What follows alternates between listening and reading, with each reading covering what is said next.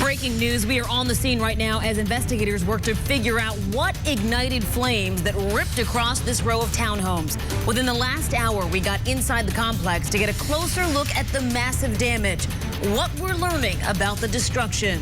Also in the last hour, this interstate that was blocked for hours finally reopened after a fiery crash. Everything was going on in there, and I just felt the truck rolling over.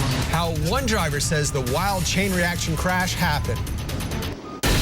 Live, local, late breaking. This is Channel 2 Action News at 4 p.m. Coverage you can count on.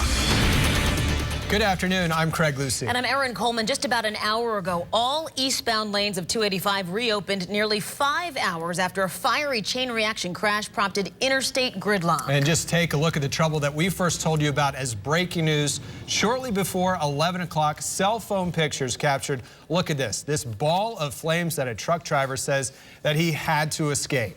When I hit the wall, everything blew up. Hours passed before many drivers could finally exit 285 near Boulder Crest Road. Channel 2's Tom Jones walked 2 miles through stopped traffic to get to that scene. And Tom, some drivers had to drive the wrong way to get off the freeway. They sure did, Aaron, and as you can see, traffic is moving smoothly right now, and boy, are drivers happy. That's after many of them had to sit in that mess. I talked to that truck driver who told me he had to fight that ball of fire to get to safety. Nah, I jumped out. I had to come through the fire. This is the fire that truck driver Terrence Cooper had to come out of when his tractor trailer crashed into the median on 285 eastbound near Boulder Crest before noon. Everything was on fire. It was a crash that shut down the eastbound lanes for more than 3 hours. That left drivers stuck in it, frustrated. I'm tired. I'm exhausted. I'm about to have a nervous breakdown. You just don't understand. Authorities shut down westbound lanes for a while as well. It took a while to clear the road of the truck that caught fire and another tractor trailer that spilled some 30,000 auto parts it was transporting. Terrence Cooper says the crash started when this truck hit him and pinned him to the median. That's when his truck flipped over and his diesel tank exploded. That left the cabin of his truck engulfed in flames. Once I got out of the seatbelt, I ran in the back to try to get out with no way out. You know, the bottom window was on the ground, so I couldn't get out that way. He finally found a way out. So I had to crawl away from the truck before it blew up. So it was. You're laughing. Yeah, I told you, I'm emotional. I don't know where to laugh, cry, be mad. You're here. So I'm here. And police say a driver had a flat tire and hit one of the tractor trailers, and that caused a chain collision. She was cited. Now I saw all kinds of drivers stuck in this traffic who had to walk to get food and use the bathroom. I'll be putting that together for Channel 2 Action News at 5. We're live in DeKalb County. Tom Jones, Channel 2 Action News. What a mess. And as Tom mentioned, traffic is once again moving along I-285. A live look right now from the Department of Transportation camera in the area right now. And you can see that those black marks are over there on the left side of your screen from this bad accident. And traffic is at a crawl at this hour. And you can see what it looked like on I-285 just before noon with this tractor trailer still smoldering and traffic backed up, as you can see there, in both directions. We're on the scene of breaking news right now. A huge fire at a townhome community in DeKalb County. From News Chopper 2, you can see smoke. It was pouring from several units at Snapfinger Manor. This is just off of Shell Bark Road. And taking a live look now from News Chopper 2. Wow, you can see just how destructive that fire was. The roof's just gone from all of those townhomes there. In the last hour, our crews got into the townhome complex where the fire erupted this afternoon. Channel 2's Erica Byfield reports from the scene where the fire destroyed nearly 10 townhomes. Buildings that caught on fire are around this corner and then down the street. 8 townhome units are total loss. From News Chopper 2, we could see the firefighters working. The fire was so big, DeKalb County rushed 40 firefighters and about 10 trucks to the scene. The blaze on Snapfinger Manor started at 1 o'clock in the afternoon in 1 unit and worked its way through 7 more. DeKalb County Fire Rescue worked this as a 2-alarm fire. First unit got here and they noticed that not only we had one structure that was already burning, but we had a second structure that came involved. Authorities say the cause of the fire is under investigation. A woman who lives nearby in a unit that suffered some water damage told Channel 2 Action News one neighbor said an outdoor grill sparked the flames. Upon initial investigation doesn't have a firewall. The fortunate thing that we did have is that everybody got out. On my way out of the complex, I spoke to a medical student who lived in one of those units that burned. You're going to hear his story about how he learned about this fire and what he plans to do now during Channel 2 Action News at 5. In DeKalb County, Erica Byfield, Channel 2 Action News. New developments in a bogus check case we told you about last week. A judge now has issued an arrest warrant. Gerald Smith is accused of writing bad checks to businesses in 3 states. This woman says Smith paid her Sandy Springs maid service with a fake check. Smith insisted to us last Friday it was a misunderstanding. After he failed to show up at a Fulton County court today, a judge issued that warrant. Happening right now, attorneys are laying out their closing arguments in the Atlanta Public Schools cheating case. The big step in the case comes after months of testimony in the trial for these 12 former educators. Channel 2's Carl Willis is live in downtown Atlanta with the passionate cases that the attorneys are making. Carl? Well, they're passionate because they know this is the last chance they have to leave jurors with something to think about before they finally get this case. We spent the entire morning listening to prosecutors, and just about 2 hours ago, the defense attorneys began their closing arguments. The months of testimony and piles of documents are in the past. Monday's closing arguments were all hammering home what 12 former APS educators are accused of doing. They hijacked APS. They turned it from its lawful, legitimate purpose into something where people cheated to get money, people cheated to get fame. The former APS educators face charges that they conspired to change answers on the CRCT, draw bonuses for the gains, and then cover up the whole thing. Do they all have to know the details? No, they don't. Okay. What they need to do is understand there's a common objective. After roughly 5 hours of closing for the defense attorney stepped in. First up, the attorney representing former Dunbar Elementary teacher Diane Buckner-Webb. The state basically has come up with a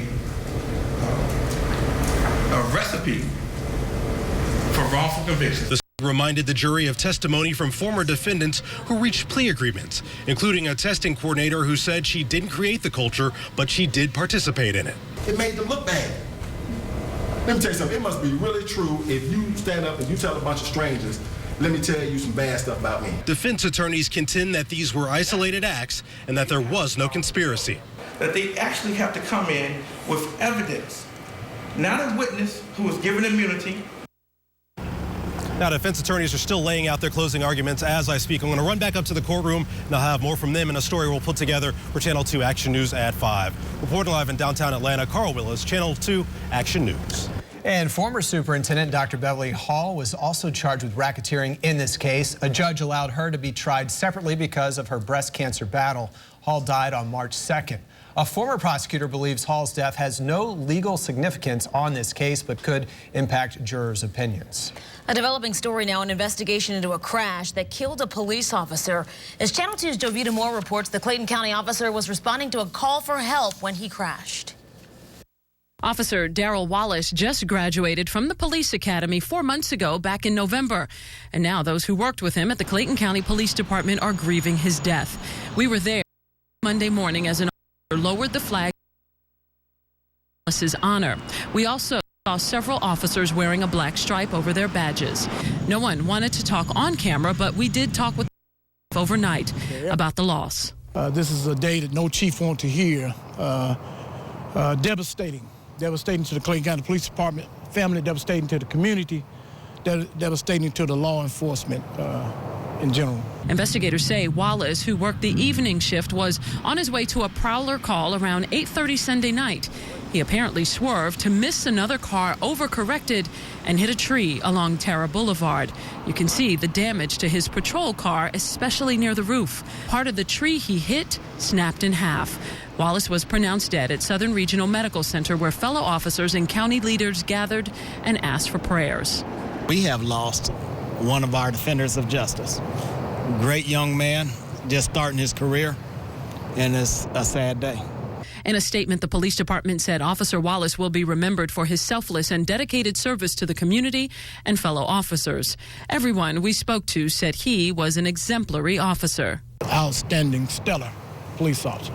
Talking to his mother, this is all he wanted to do. He wanted to be a police officer.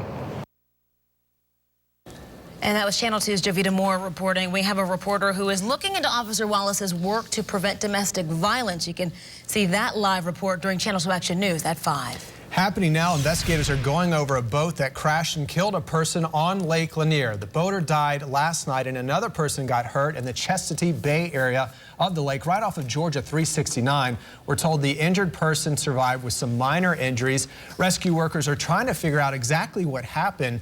The DNR explains its role in this crash investigation on Channel 2 Action News at 5 o'clock. Well, enjoy the warmer temperatures while they last. Rain and cooler weather will return in the coming days. Chief Meteorologist Glenn Burns is live in Severe Weather Center 2. Well, just one day, that would be Thursday, and then that's going to be the coolest day where we get another wedge developing. Yes, our weekly wedge of high pressure, and you know the drill there. Right now, we're at 81 degrees. Have not been this warm since October the 27th. Look at how dry the air is. The humidity at 13% right now with a northwesterly wind at 8 miles per hour. I think it's warm in Atlanta. We're 86 right now in Athens, 84 degrees for Eatonton and LaGrange, 80 degrees in Rome, 79 degrees in Calhoun and Blairsville. You must be rejoicing out there today. 79 degrees compared to this time yesterday. We're 8 degrees warmer in Gainesville and Athens, 7 degrees warmer in Atlanta, as much as 9 degrees warmer in Carrollton. All right, getting the itch to do some gardening and planting. I'll show you the average date of our last spring freeze coming up. We are staying on top of breaking news. Flames ripped through these townhomes, several units destroyed. We have a reporter at the scene right now working to find out what went wrong. A horrifying scene, 2 cars crushed in a head-on collision. Things were flying everywhere. What witnesses told us about one of the drivers. Developing right now, several people potentially exposed to Ebola are being monitored in the metro area. We're getting information from the CDC on how long they will be watched and the urgent steps if they show any signs of the illness. That's next. Closed captioning is Taking a live look now at breaking news. Extensive damage to 8 townhomes in DeKalb County. You can see what is left behind after the fire at Snapfinger Manor. We told you earlier in this newscast that this fire was so big, DeKalb County rushed 40 firefighters and about 10 trucks to this scene. We have a reporter speaking to someone who lives in this complex. Look for that live report during Channel 2 Action News at 5. Developing story, doctors at the Atlanta-based Centers for Disease Control and Prevention are monitoring several people who may have been exposed to the Ebola virus while over in West Africa. Here is the very latest. Doctors downgraded one victim to critical condition, an American healthcare worker under treatment in Maryland after contracting Ebola in Sierra Leone. That worker may have exposed several other people. Today, I reached out to the CDC, Emory, and the Georgia Department of Public Health and was told that these individuals who recently returned here to the United States will voluntarily self-isolate themselves. In their latest release, the CDC says, quote, currently none of these individuals have been identified as having Ebola virus disease. The medical worker who tested positive for Ebola worked for Partners in Health. The organization says 10 fellow workers, quote, came to the aid of their ailing colleague. 4 of the 10 are being monitored in Nebraska. The remaining 6 are being monitored in Maryland and right here in Atlanta. I spoke with a representative with the CDC on the phone to get more details about these individuals, and they told me a representative would return my call. I also reached out to Emory, who deferred me to the CDC, and I got in touch with the Georgia Department of Public Health. They sent me this statement, which reads in part, those individuals are not exhibiting any symptoms of the disease and have agreed to voluntary self-isolation from the public and will be monitored for 21 days. Should any of the individuals at any time show symptoms of Ebola, they will immediately be transferred to the proper medical facility for evaluation and possible treatment. In a Skype interview with a representative with Catholic Relief Services, a group whose mission it is to help the poor and vulnerable overseas, with offices here in Atlanta, they told us they take several steps to keep their workers safe. So every staff that goes to any of our affected countries needs to go through what we call a pre-departure Ebola training, or briefing. And those CDC guidelines include active monitoring and voluntary self-isolation during the 21-day incubation period. The CDC is working with the State Department right now to develop contingency plans for flying home other Americans who may have worked with this group. And we have some more details on the 4 other Ebola patients who recovered at Emory University Hospital. Dr. Kent Brantley and Nancy Wrightball were the first Ebola patients treated here in the U.S. They were discharged from Emory back in August. Amber Vinson, a nurse infected by an Ebola Ebola patient in Texas was transferred to Emory and successfully treated back in October. And a fourth patient, a World Health Organization doctor who was not identified, was treated and released from Emory in October. Nearly 3 dozen Clayton County students went to the hospital today after a school bus crash. This is video of the bus after the crash in downtown Atlanta. 2 buses from Callaway Middle School were heading to a field trip at the Civil Rights Museum when one of the buses was involved in a hit-and-run crash. Now, the damage was minor, but school officials say 23 students and 3 adults went to the hospital as a precaution.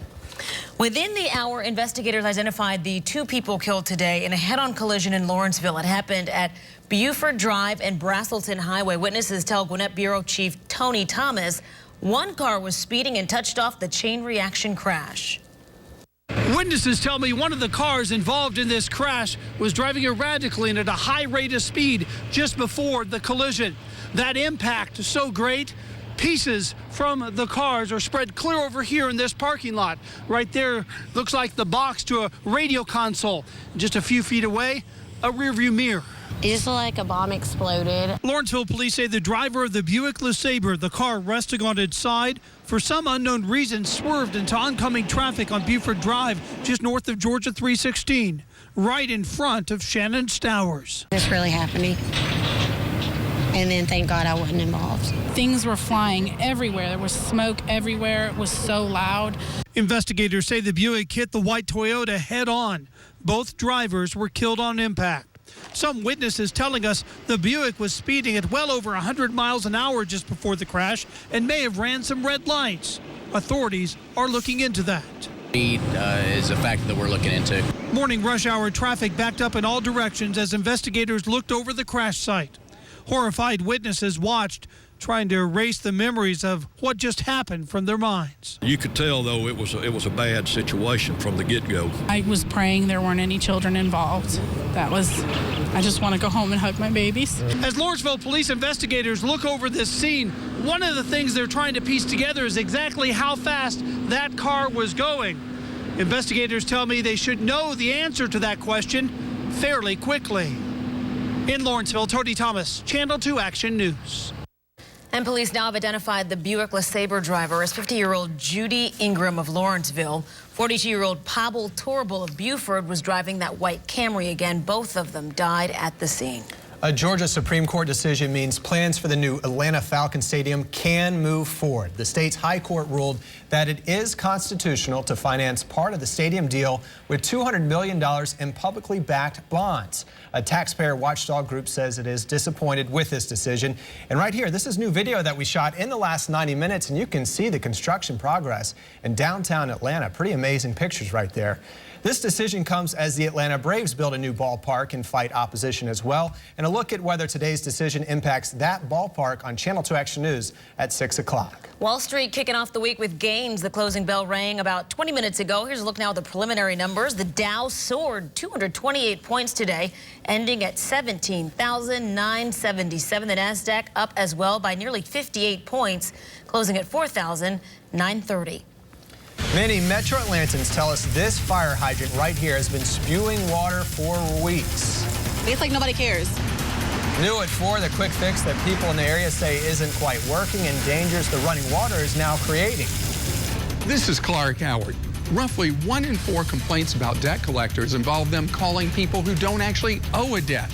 I'm going to tell you your rights and how to protect yourself coming up.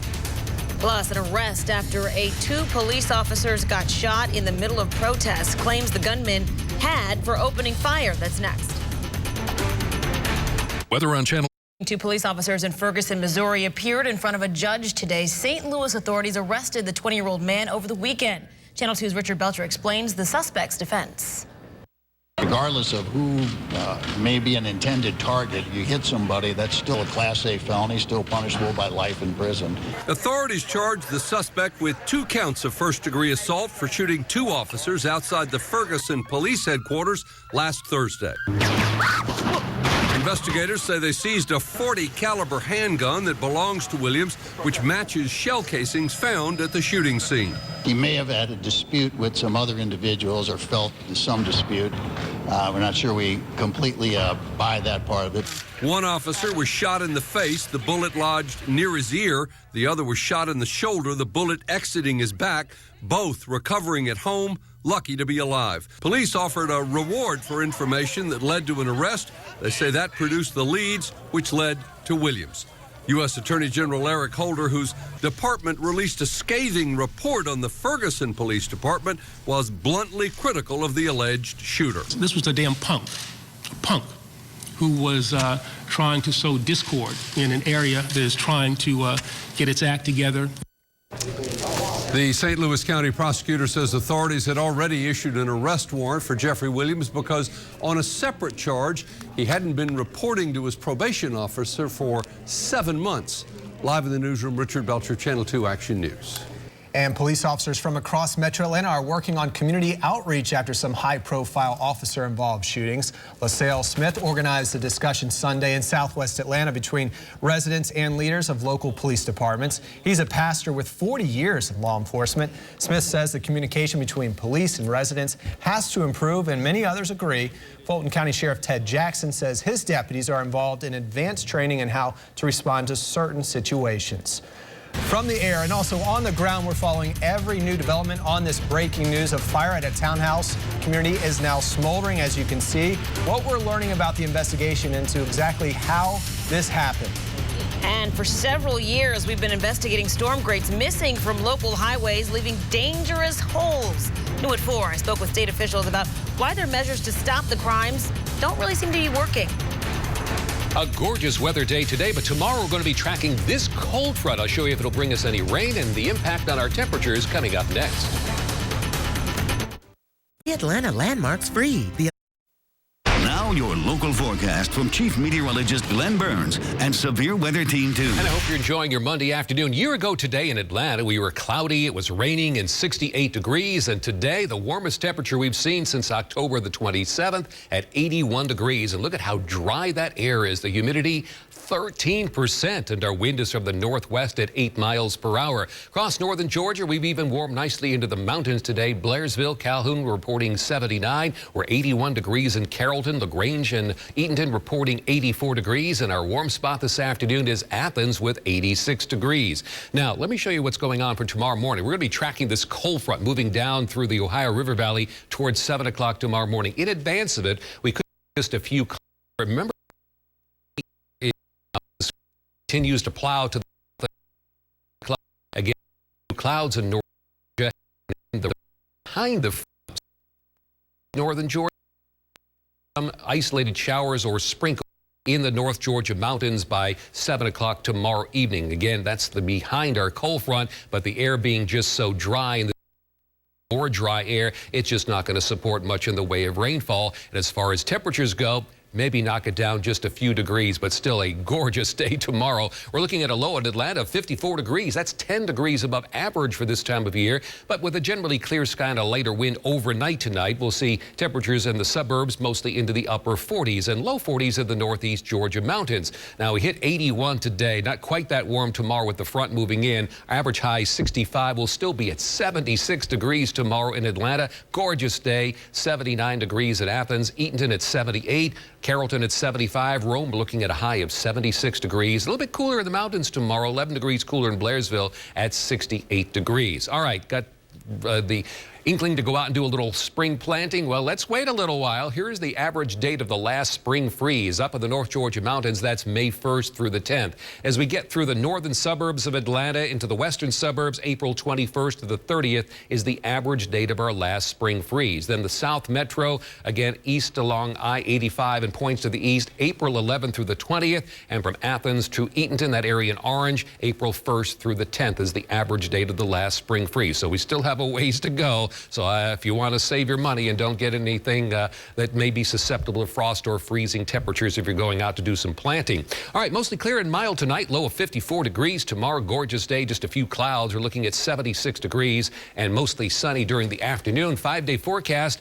As we look toward Wednesday, we'll see an increase in clouds and 65. The wedge builds in Thursday, a high of 54 with a 70% chance of mist and drizzle and light rain. That makes an early departure on Friday with a high of 64. then we warm up nicely for the weekend. Saturday at 66, and with your weekend always in view, we're looking at Sunday near 68 degrees. Again, partly cloudy skies. I'll be updating your hour-by-hour evening outlook in just a few minutes.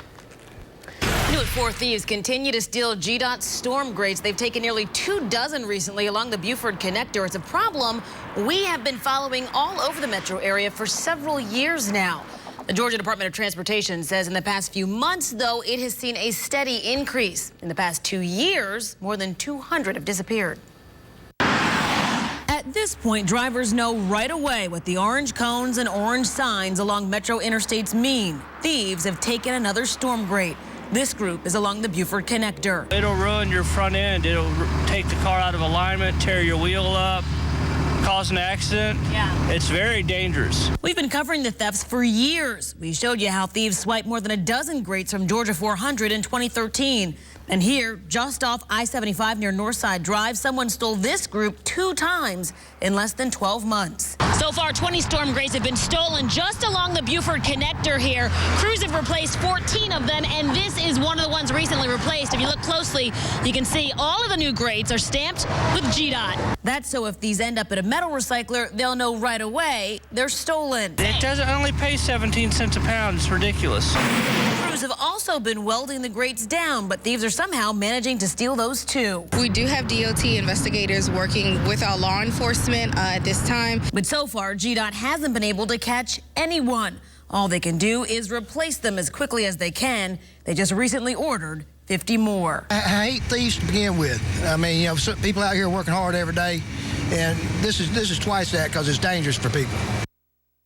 Now, let's be clear. These grates are not easy to steal. They're very heavy, and they are costly, up to $500 a piece.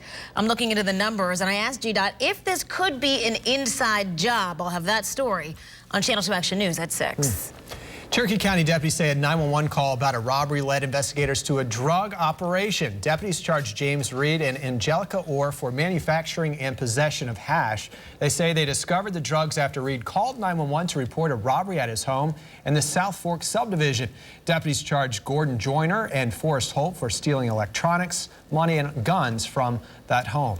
Investigators are trying to figure out who is responsible for a shootout at an apartment complex. 5 people were shot Saturday at Del Mar Villas in southwest Atlanta. All of the wounded men survived and are between the ages of 18 and 23 years old.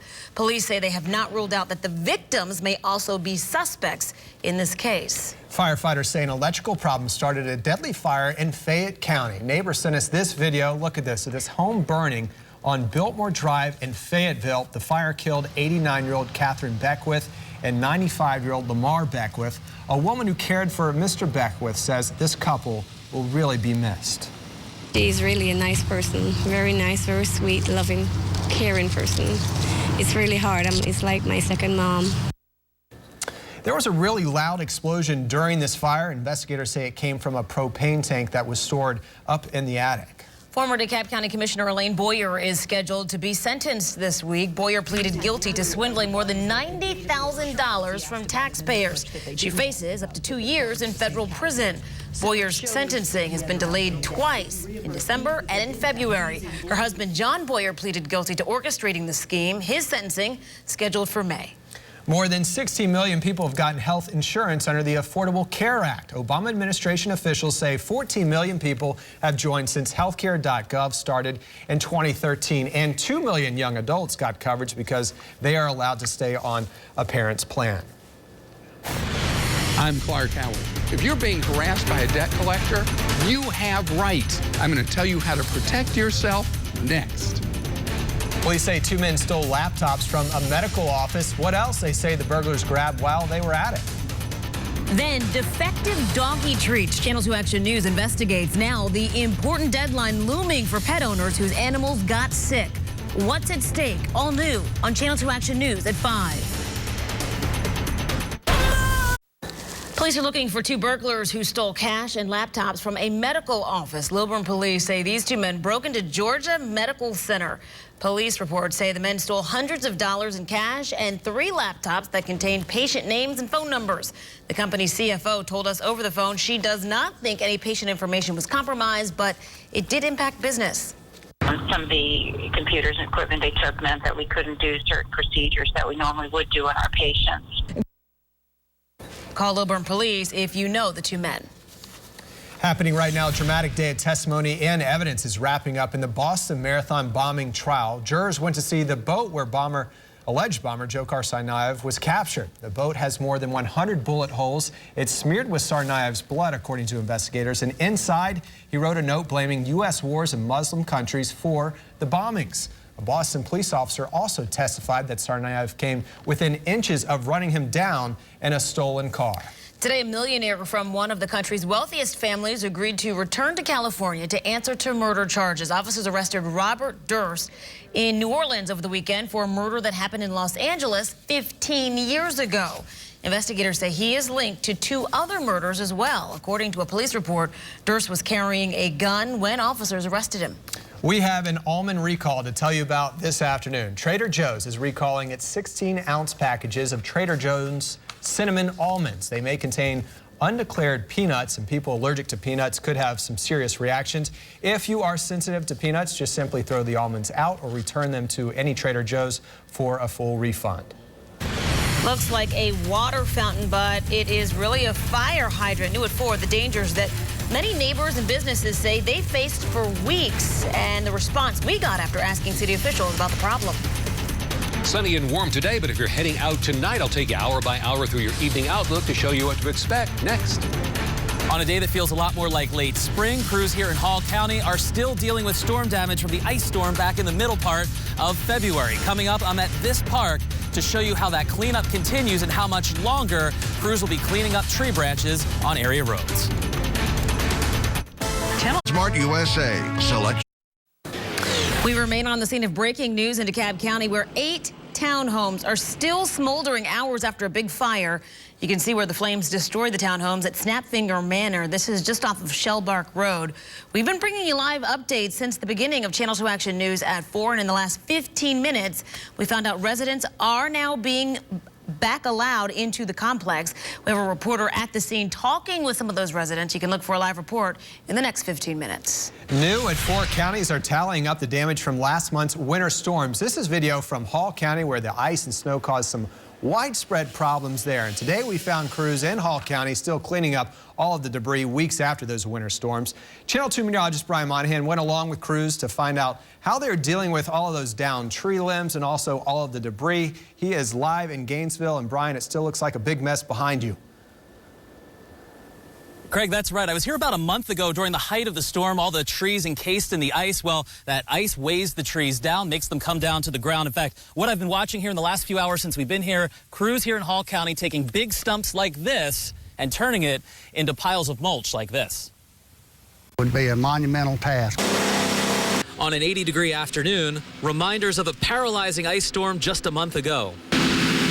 Mid-February's storm was just one of a series to batter this part of Hall County. Instead of dealing with snow, And that's just plowing the roads and getting the roads clear.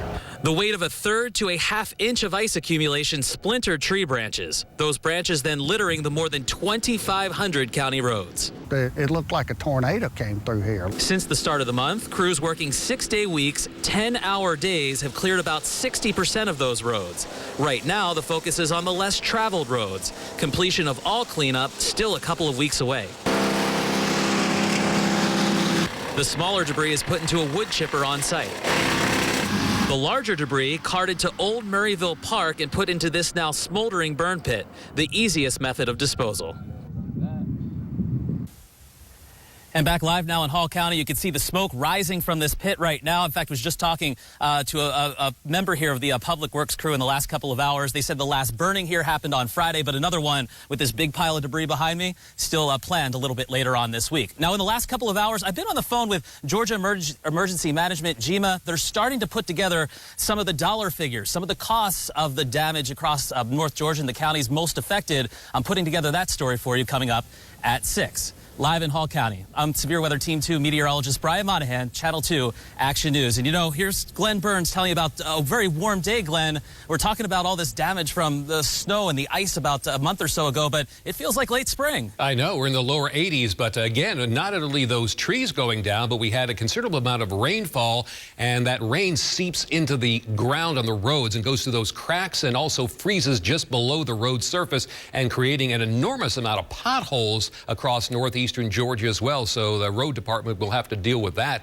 as well. Right now, though, as Brian pointed out, pretty warmer, 81 degrees. Hasn't been like that since October the 27th. A really dry air in place with our humidity at 13% and a light northwesterly breeze. As we look across northern Georgia, we're in the low to the middle 80s. Athens takes top honors with 86 degrees. And if you're heading out tonight, absolutely gorgeous weather night. It's going to be a warm evening. 7 p.m. will be in the mid-70s. Still in the mid-70s toward 9 with a mostly clear sky. By 11, 65 degrees. But Brad Nett's looking at some changes in the days ahead with an updated 5-day forecast at 5. Rising temperatures are causing flooding and an ice jam in Pennsylvania. Huge chunks of ice are causing problems along the Allegheny River. The ice was moving steadily over the weekend, but at some point the pieces got backed up and started moving toward homes there. The issue is also causing flooding in Clarion County, that's outside of Pittsburgh. And right now the Ohio River remains at flood stage. Hundreds of homes and businesses are damaged and part of the city under a state of emergency. The Ohio River expected to stay above flood stage through Friday. We have breaking news. Douglas County emergency crews are at the scene where a car has hit a student. The sheriff's office tells us that they got a report that a car was trying to get around a stopped school bus when they hit a child. That driver, according to investigators, then took off. We're working to find out how this student is doing. This crash happened right at Bomar Road and Springside Drive. We have News Chopper 2 headed to the area right now, and we will bring you a live look at the scene as soon as News Chopper 2 arrives there. Construction starts this week on a busy section of road in DeKalb County. A water main pipeline is being replaced, and it'll force lane closures on Mount Vernon Road between Ashford Dunwoody Road and Vernon Oaks Drive. When that project is finished, crews will resurface the road and then put in some new sidewalks. The work could take 7 to 9 months. Developing now, the Hillary Clinton email controversy. House Speaker John Boehner is expected to announce a new investigation into Clinton's email during her time as Secretary of State. Channel 2's Justin Farmer joins us now with the new developments. Justin. Hello, Aaron. The controversy over Hillary Clinton's email activity is not dying down. And now there could be a wider investigation into how she sent and received emails when she was Secretary of State.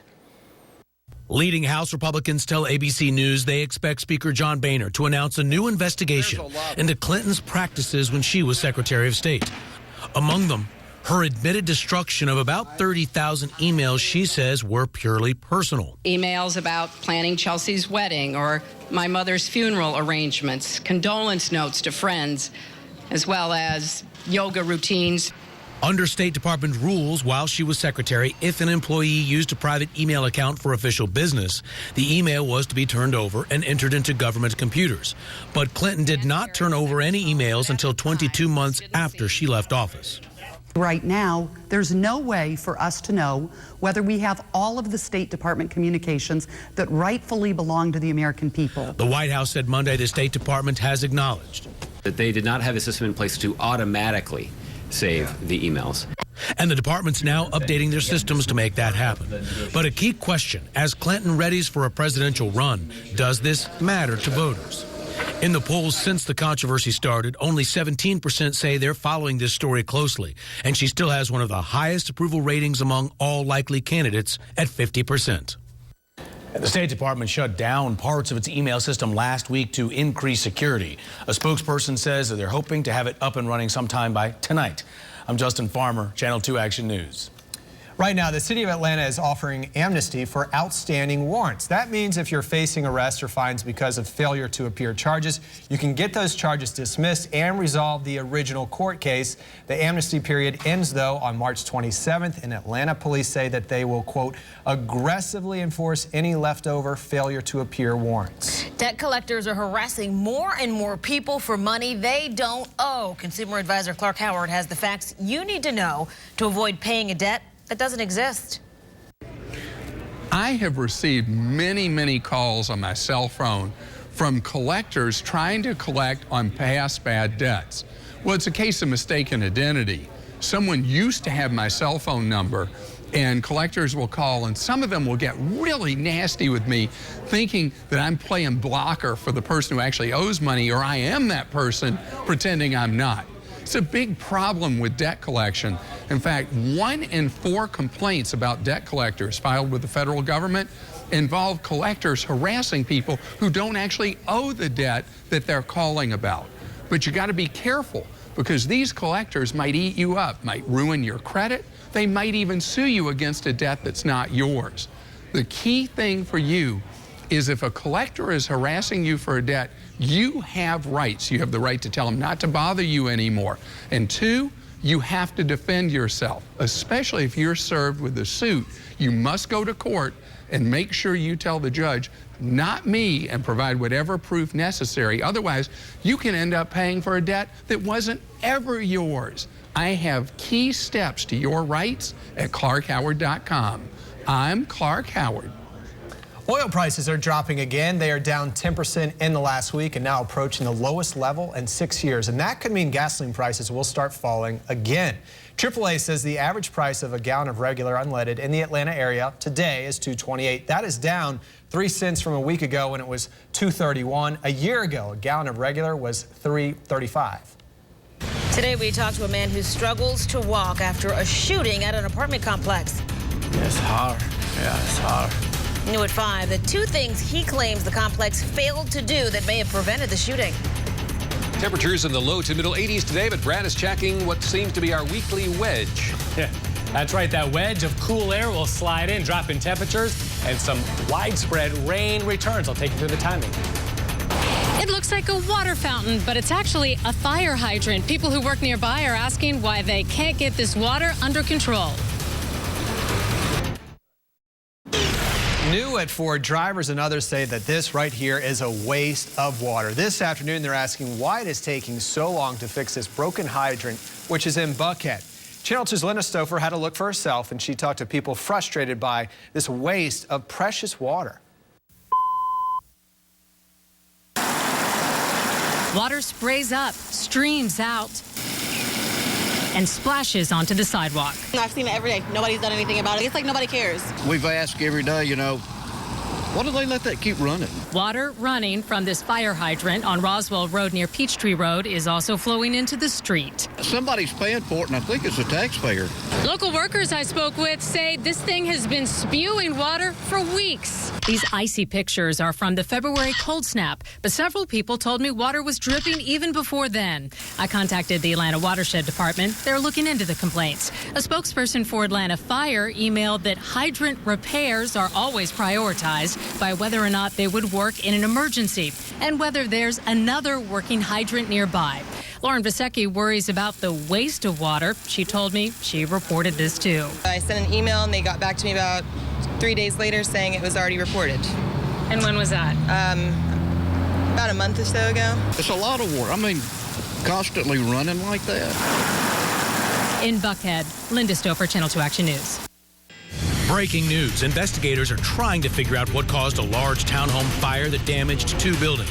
When I first pulled, I just saw flames and smoke everywhere. New at 5, we're talking to residents about how they learned about the fire and the important belongings they lost in the flames. Live, local, late breaking.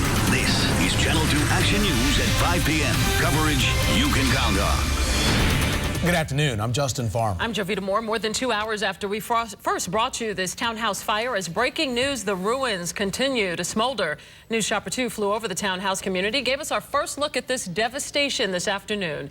And news since 4 o'clock, we talked to residents who have lost just about everything. Channel 2's Amy Napier-Viteri is live at Snapfinger Manor. That's off Shellbark Road in South DeKalb County. Amy?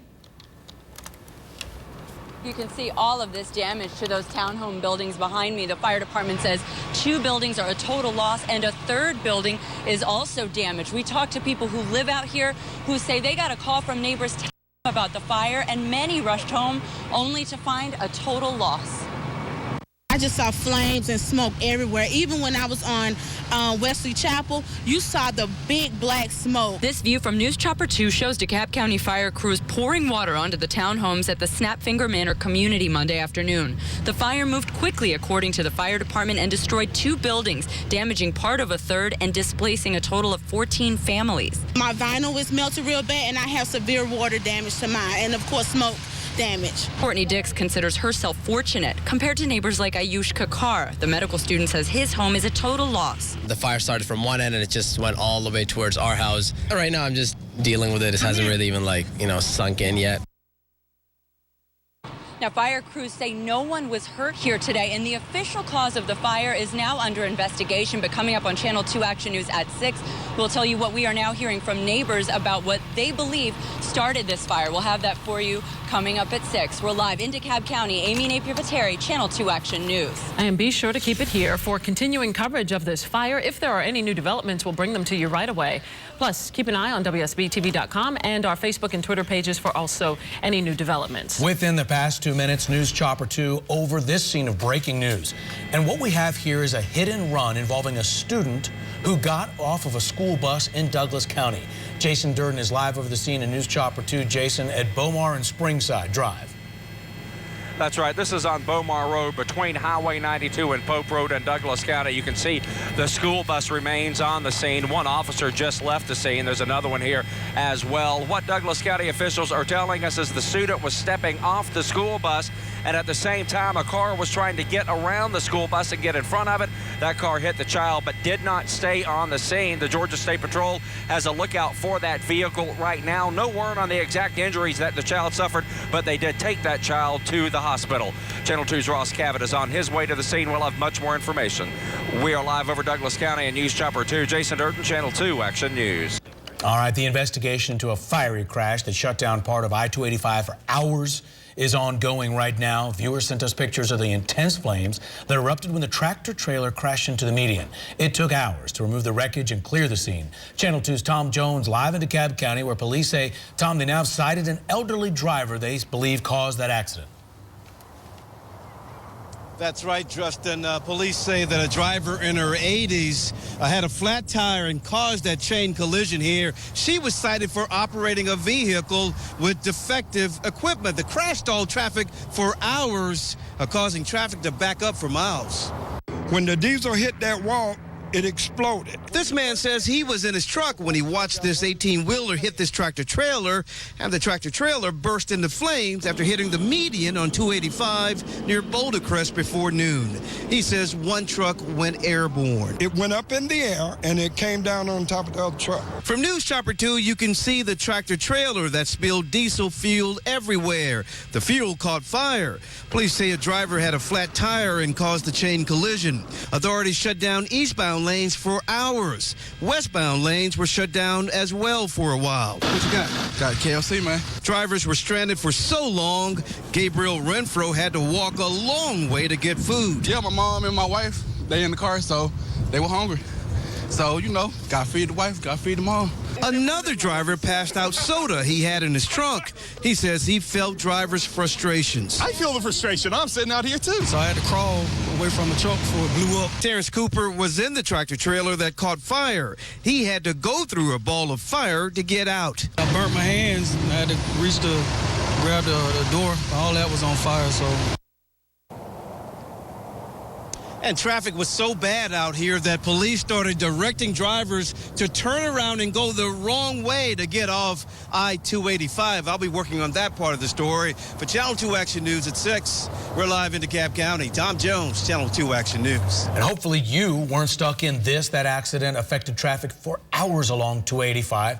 The backup from News Chopper 2 there for you. Our crews on the scene say that there were cars stuck in traffic miles and miles. That part of I-285 was closed from about 11 this morning till 3:30 this afternoon. All new at 5, a man shot during a robbery is filing a multi-million-dollar lawsuit against the owners of his apartment complex. Channel 2's Tony Thomas is live on Graves Road with the steps the victim says managers could have taken to prevent the crime. Tony? Javia, this shooting occurred at the Sierra Heights Apartments last December, back in the back of this very large complex here on Graves Road. The victim says security and better lighting would have likely prevented the incident, which has left him barely able to walk. That's how I walk, like that. See? Like a little baby. That's how Juan Sanchez describes his movement now, like a baby. The bullet from the December shooting shattered his right hip. He says if the large scar across his stomach wasn't evidence enough, he's reminded every few hours. Every 3 or 4 hours, I started to feel that pain from my toes all the way to right here to my, almost close to my stomach. So I had to take my pain pills. For a while, it wasn't clear whether Juan would even survive the shooting. This is cell phone video of him at the hospital after one surgery was delayed due to an infection. Gwinnett County Police arrested Anthony Pinnock and Ezekiel Boyd, charging the duo with a series of crimes, including 2 shootings. Sanchez says he was fixing a car with friends in front of his Sierra Heights apartment when the men approached, demanded money, then shot him as he tried to flee. Could have just taken your money. Why did they have to leave a bullet? Yeah. Along with their attorney, Doug Rohan, the Sanchezes are preparing to file a multi-million-dollar lawsuit, alleging the management company could have taken steps to prevent the robbery. There was no security. Half the time our lights were burnt out. We always had there was always something going on. This complex was just sold to another company in the last couple of months. The company that owned the apartment complex when the shooting occurred just emailed me in the last 15 minutes with this statement. It is our policy to not comment on specific pending litigation. That said, the safety and security of our residents and their guests is of the utmost importance to us. Live in Gwinnett County, Tony Thomas, Channel 2 Action News. All right, sunny. And a lot of us saw 80s today, but it's not going to last long. No, it's not April yet. Meteorologist Brad Nitz now at Severe Weather Center 2. No, but it's a nice look ahead to what we have in the months ahead. Now we have lots of sunshine. Temperature just reached a new high for the afternoon. We're ticking up 2 degrees shy of the record of 84. We're at 82 now and very dry. Look at that relative humidity down at 13%. No wind out there. Other temperatures, we've been and continue to be as warm as the mid-80s towards Athens. 86 there. Call that hot. 85 in LaGrange and almost 80 degrees even in the North Georgia mountains where you're 79 in Blairsville. So you make your plans for this evening. We're going to stay plenty warm. Mid-70s by 7 o'clock under mostly clear skies. We'll keep it in the 70s through 9. And then as we head towards 11 o'clock, we'll start to fall down through the 60s, still with mostly clear skies. Changes coming. Check out the forecast temperature trend. Warm again tomorrow. About average by Wednesday, and then much cooler as some rain moves in by Thursday. I'll take you through that 5-day forecast and some changes coming straight ahead. All right, thanks, Brad. Lawyers just wrapped up the first day of closing arguments in the Atlanta schools test cheating trial. These 12 former educators are all facing racketeering charges. Channel 2's Carl Willis is live in downtown Atlanta with the passionate statements from lawyers on all sides of this case. Carl? Well, attorneys for the 12 defendants each have an hour to lay out their case. One last push to try to persuade jurors that there was no conspiracy here. They have a big task ahead of them after some powerful words from the prosecution. Being away from your family. State prosecutors laid their case out in closing arguments in no uncertain words, saying that 12 former APS educators cheated on standardized tests and cheated students out of an education. They robbed them kids. Changed their answers from wrong to right. Passed them on from one grade to the next. Just set them up for failure. But defense attorneys say the case is not about the cheating, but about the alleged conspiracy and racketeering charges that the defendants now face. This case is not about cheating. This case is about what did Dana Evans do? What did Dana Evans know? Prosecutors say the former APS educators face charges that they conspired to change answers on the CRCT, draw bonuses for the gains. They conspired to conduct and participate in an enterprise through a pattern of racketeering activity. In this case, that enterprise is APS.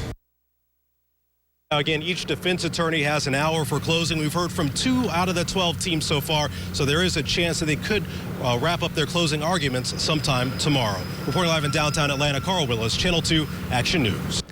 Happening now, investigators with the Georgia Department of Natural Resources on the scene of a deadly boating accident. The crash happened on Lake Lanier off Browns Bridge Road. That's right along the Hall-Forsyth County line. And in the past 15 minutes, investigators identified the victims. Meanwhile, the DNR and boaters say that the accident should serve as a reminder for all of us. It's getting that time of year again.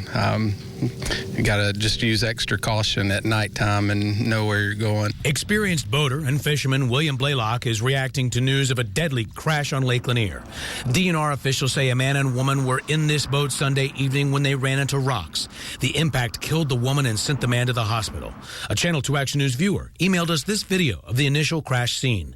And during the day, we're getting a better view. The boat's still upside down, 2 holes in it, and now investigators are trying to piece together just what happened. Currently, we have 2 rangers from our critical incident reconstruction team who have been assigned to recreate the incident, and right now they're just processing the vessel.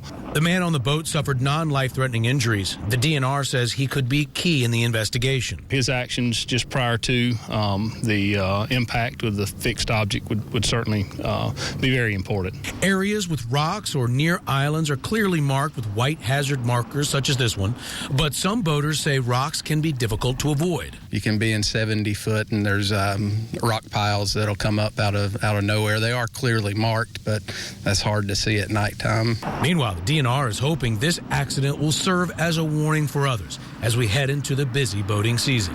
After dark, slow down. Your depth perception is a lot harder to determine distance at night. There it is. Just take it easy on the throttle. In the past 15 minutes, a DNR official identified the woman killed as 29-year-old So Yang Kim. The surviving victim is 34-year-old Tae Shim. We're continuing to follow breaking news. A student hit after getting off a school bus. We're staying in touch with police as they search for the driver who took off. A Channel 2 Action News investigation exposed deadly guardrails on Georgia roads. Now the problem is even worse than first suspected. The holdup getting these guardrails replaced. Dog treats blamed for making animals sick, even killed some. The help you can get if your pet ate one and why you need to act quickly. A developing story, a local officer killed while responding to a call for help. News Since 4, how he went above and beyond to make a difference in the community he served. Next. In the past 5 minutes, we've learned new information about breaking news this hour. A student hit getting off a school bus. A Douglas County school spokesperson told us the student goes to New Manchester High School and had just stepped off the bus on Bomar Road. Police are searching for the driver of the car who took off. We have a Channel 2 Action News reporter going to the scene. We'll bring you a live report coming up later in this newscast. A Clayton County police officer lost his life responding to a call for help. Officer Daryl Wallace had only recently graduated from the police academy and crashed, though, on Terra Boulevard while answering a call about a prowler. Channel 2's Taisha Fernandez just spoke to his co-workers. And Taisha, with us live in Clayton County, where the officer made an impact despite that brief time with the department.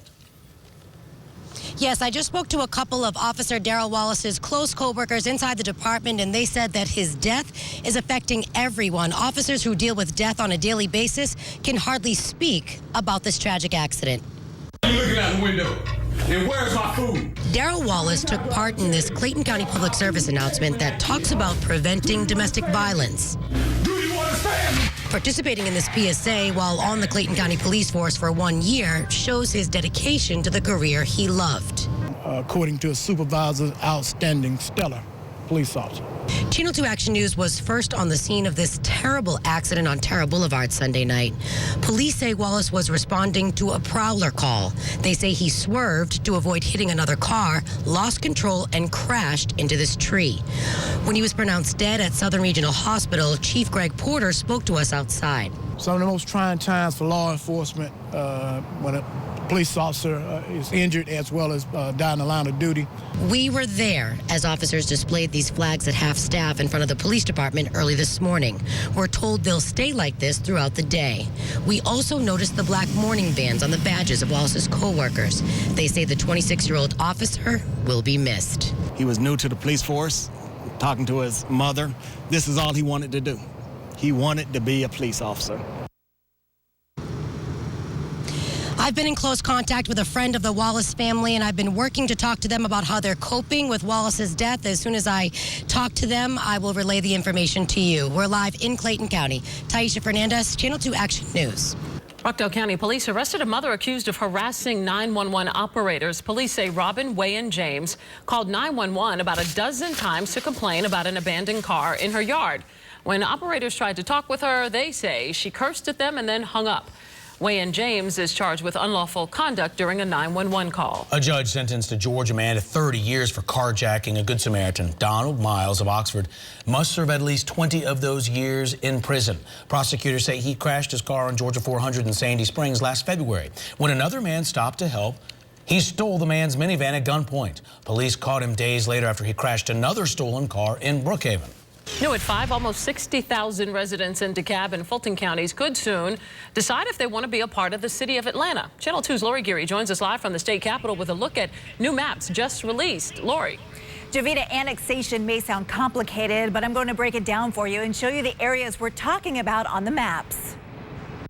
Take a look at the South Fulton area that could be annexed into the city of Atlanta. They're talking about this blue part right here that could take the city to the Chattahoochee River bordering Cobb County here, also Douglas County, and then south along Butner Road, and then all the way up here to the old Cascade Road area and 285. We're talking about 27,000 people who could be impacted, 27,000 people that could vote on a referendum come November. Also 29,000 people in DeKalb County. Take a look at the Druid Hills area. This is I-85 and Executive Park Drive in North Druid Hills, all the way south, including Emory University.